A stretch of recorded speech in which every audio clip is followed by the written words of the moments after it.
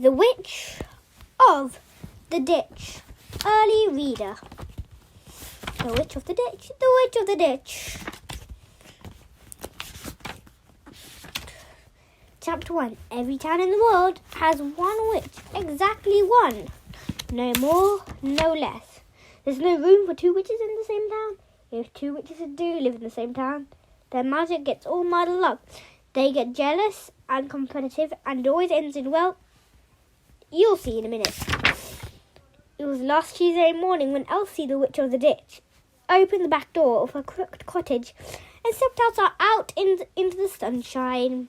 She stood there, as short as a barrel in pyjamas, and smiled a wonky smile. Looks like the perfect day for casting spells.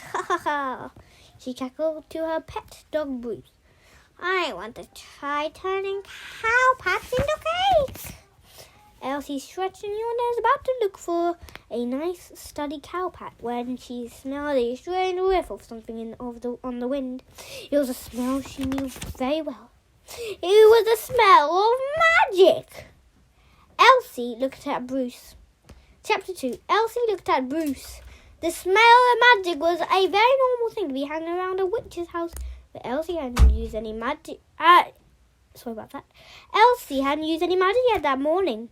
Something wasn't quite right. Elsie went inside to investigate. Have you been messing about near my potions, Bruce? She asked. Bruce rolled onto his back and wagged his tail. If Bruce has knocked over any potions, and Elsie hadn't casting smells, that must mean someone else was using magic. Someone else was using magic. With a flick of her wand, Elsie was dressed. She snatched her flying goggles from their peg by the kitchen door and grabbed her broom from the corner. Whoosh! Elsie mounted a broomstick and rocketed it out through the kitchen window. Up, up, up! Elsie flew high into the air. She looked down at her cottage in the ditch.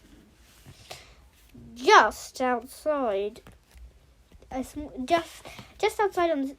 looked at her cottage in the ditch just outside, a small town on the side of a steep hill or a steep mountain. Elsie shot higher until on the side of a steep mountain. Elsie shot higher and higher until the rooftops were as small as postage stamps beneath her. That's when she saw, on the mountain peaks above the town, purple lightning was crackling, and there were great puffs of smoke. There were great puffs of smoke coming from a cottage. From smoke coming from a cottage. There never used to be a cottage here, she gasped. Fly, broom, fly! With that, the Witch of the Ditch whizzed straight to the front door of the strange new cottage and banged on it loudly. Chapter 3. Who's disturbing the hug of the crag? It's me, the Witch of the Ditch, Elsie bellowed. Open up! The front door opened, and a tall, thin witch with a rainbow-coloured clothes and enormous glasses stepped outside. They stared at each other for a moment. This is my town. You can't leave here. Rubbish, said the hag of the crag. This is my town and you can't leave here. The hag of the crag waved her wand and turned Elsie's pointed hat into a frog span. Splat! The frog span ran down Elsie's face and plopped all over her shoes. Rubbish! Rubbish! Yelled Elsie. She flickered her wand, and the hag of the crag's cardigan unravelled in a ball of wood. It bounced on the ground and rolled down the garden path. That's done it! Hissed the hag of the crag. Witch fight. What? Elsie said. A witch fight, the Hag of the Crag said. Using our spells, whoever can make the other witch hopping mad by dinner time wins. The winner gets to stay, the loser has to pack up and move somewhere else. Deal? Deal, said Elsie. She had some fantastic fantastic spells up her sleeve. There was no way she could fail. Fine, said the Hag of the Crag. She tapped her wand on the end of Elsie's stubby nose.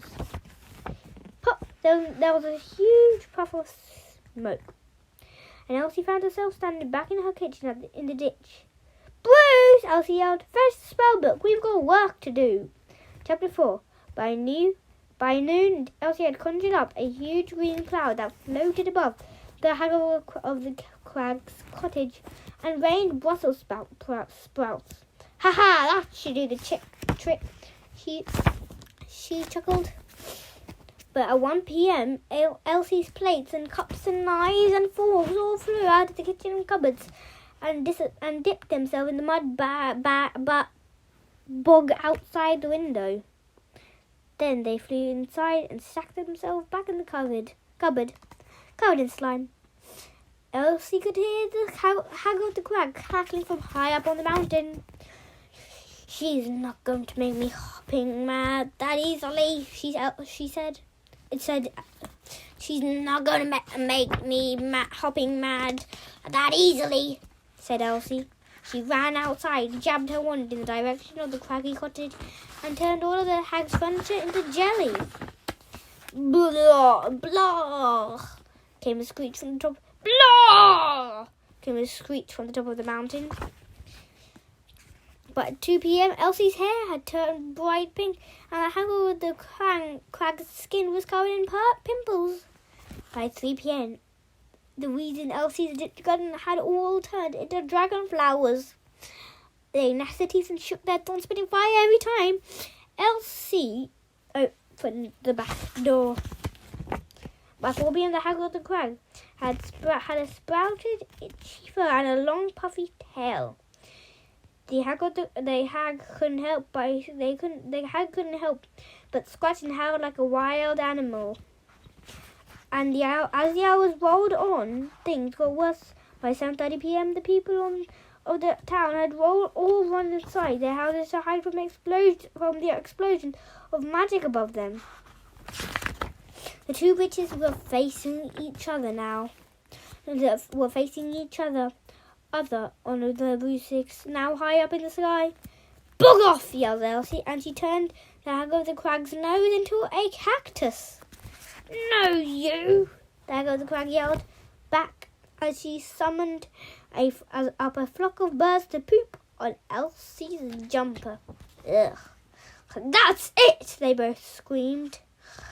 At exactly the same time, the witch of the ditch, the Hag of the Crag, pointed their wands at each other and crackle, fizz, boom! Chapter 5. The magic spells in each other. Their magic spells crashed into each other. There was a brilliant flash of lightning, and then both their brooms turned it into spaghetti. Ah! Ah! Down, down, down, the two witches fell. Sploosh! They both landed in the fountain at the edge of the town square. Ugh! Elsie clambered to her feet. She was dripping wet, and her hair was stuck all over her face. The Hag of the Crag sat up in the water and looked at Elsie. So, who won? Elsie asked. I did, said the Hag of the Crag. No, I did. I did. Just then, the ground started to shake. A huge crack opened up in the middle of the town square. Stop casting spells, the Hag of the Crags. It's not me, said Elsie, holding up her broken wand. A cottage rose out of the great big hole in the ground. For a moment there was silence until the front door opened and a witch stepped outside. The witch of the ditch and the hag of the crag looked at each other. No!